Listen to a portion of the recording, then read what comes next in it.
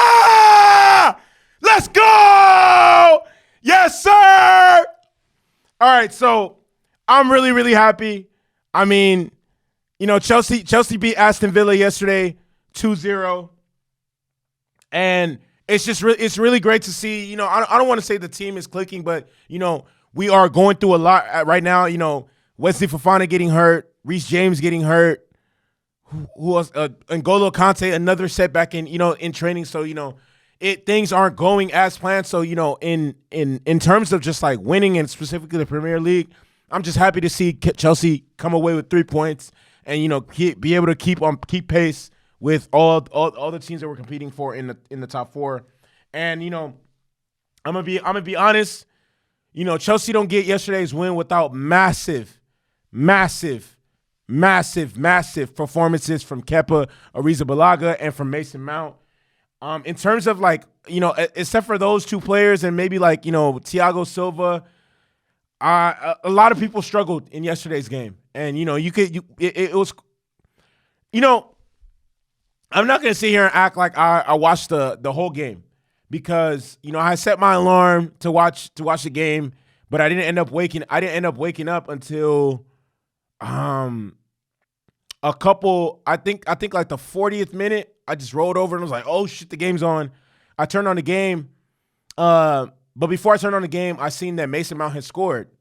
So I was like, all right, we're up 1-0. It's, and then as I'm watching the game, Chelsea's just being dominated like possession. Like the last 5 minutes or last whatever that I watched of the first half was not pretty, was not Chelsea football, was not Potter football. It was not anything that anyone should be proud of or whatever the case may be, but they were still up 1-0. So one of the things that I really, really like about Graham Potter, and I noticed this, and obviously this is one of the things that he's being praised about, is the simple fact that he's able to make in-game adjustments. And Graham Potter got a lot wrong with the team he selected, but he corrected that by bringing on Cesar Azpilicueta for Marc Cucurella and also taking off Kai Havertz because Kai Havertz was terrible in yesterday's game.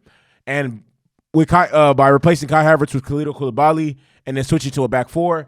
So, like I said yesterday, there was nice. Like I said yesterday about yesterday's performance, there was a lot of suspect performances.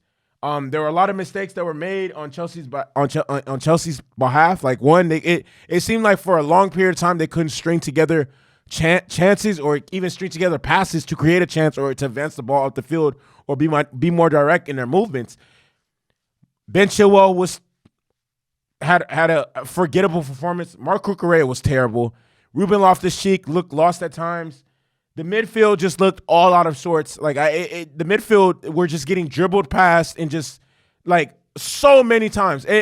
When I first turned on the game, it was 3 chances created right in front of my face. I'm just like, bro. And then Kepa was having to make save after save or just watch these shots. And that's one thing that we can. That I'm happy. Obviously, if Aston Villa was more of a clinical team, which they aren't, that's why they are in the position they are in the league. Man, this game could have got ugly. And the midfield was shaky, shaky, and then, oh my God, I cannot wait until Chelsea retool the midfield. Jude Bellingham, Declan Rice, please, Todd Bowley, make that happen. And Sterling, I'm not gonna lie, Raheem Sterling in the past couple games, he has looked a little shaky. Aside from one of the few things that I remember him doing, off the top of my head, is I know he assisted on Reece James' goal at the bridge against AC Milan.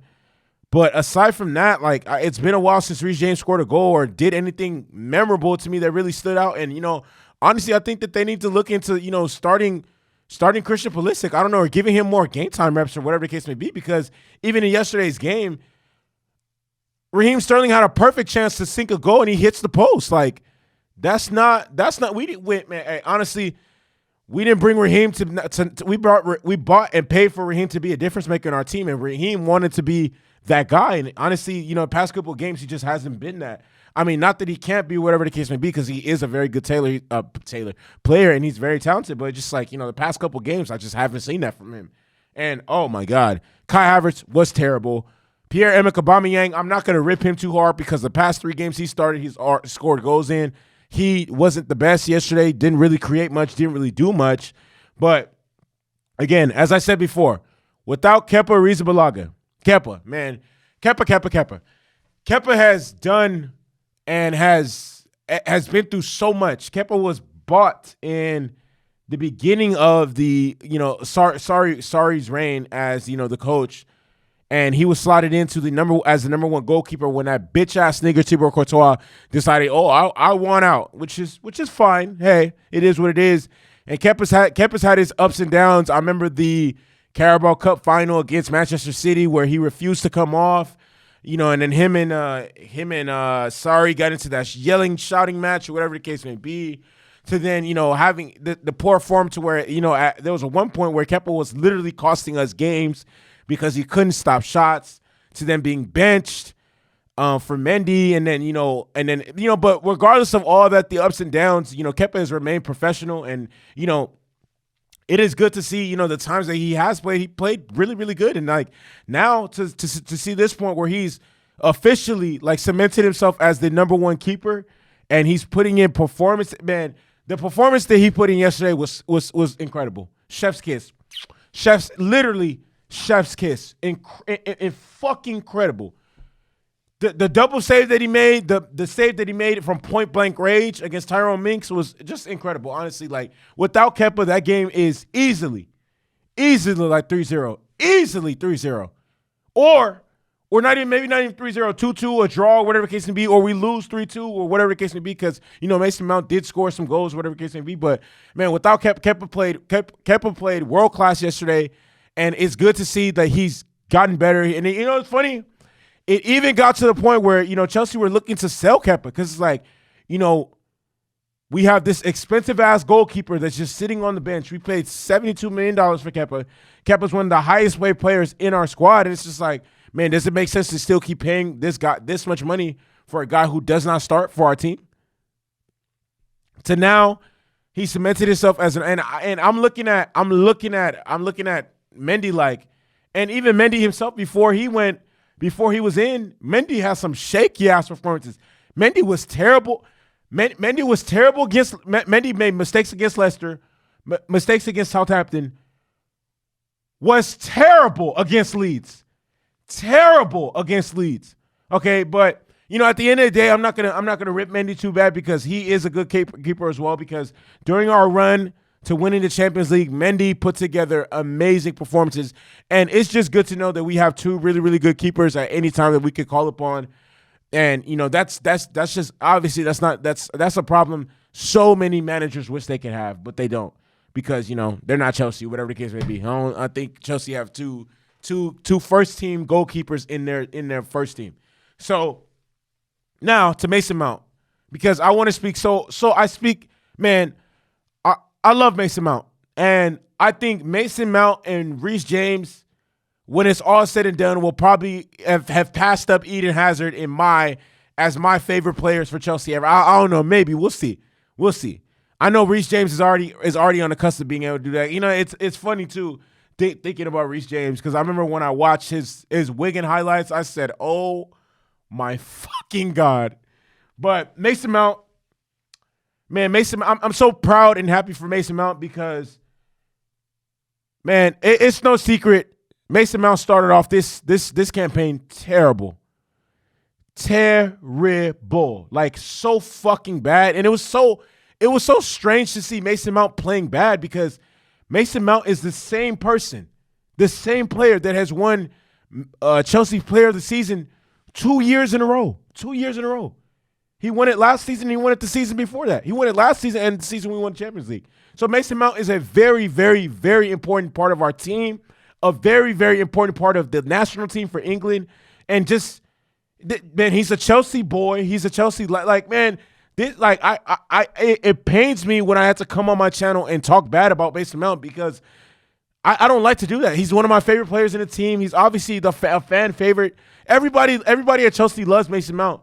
And to see him finally getting back on track and scoring goals for Chelsea. I mean, he scored for the national team during the international break, but to be scoring like Once Graham Potter took over, he was assisting passes, whatever the case may be, assisted in the 2 games at the San Siro. It's not assisted in one of the goals at the San Siro. Assisted was the reason we got the penalty at the San Siro, and then he played very, very good in the first match against AC Milan at the Bridge. So to see him finally back on track and to be scoring, taking advantage of mistakes taking advantage of Tyrone Mink's mistake, and then scoring the goal, and then also in the second half the free kick, man. And the thing about Mason Mount and these free kicks, this is the second time I see Mason Mount scoring a free kick. The first time it was during the lockdown season where they came back, and I believe we played against, was it Wolves? That he scored the free kick against Wolves. Beautiful free kick.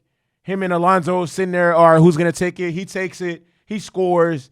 And then later that day, I see the clip of him as a kid in the academy talking about, bending the ball on his free kicks and whatever the case may be. And it's just beautiful to see because, man, I got a lot of love for Mason Mount, man. I can't wait till I finally meet this dude and interview him and have him on my platform. Hopefully we can build some sort of relationship. But, man, he's a solid dude. And as soon as he scored, you know what the fuck he did. Put your 4s up and put your 2s up. You know what I mean? Scores a goal and shouts out his boy Reece James, 2 and a 4, man. Hey, Reece James, praying for a speedy recovery for Reece James. And, overall, without Kepa, without Mason Mount, Chelsea don't win this game. It was an ugly win, 2-0. But nevertheless, Chelsea get another clean sheet. Chelsea get another 3 points. Chelsea keep on winning. Chelsea's next game is against Brentford on Wednesday. I'm going to be reacting to that after the game. With that being said, hey, London is blue. London is blue. London will always be fucking blue. Up Chelsea.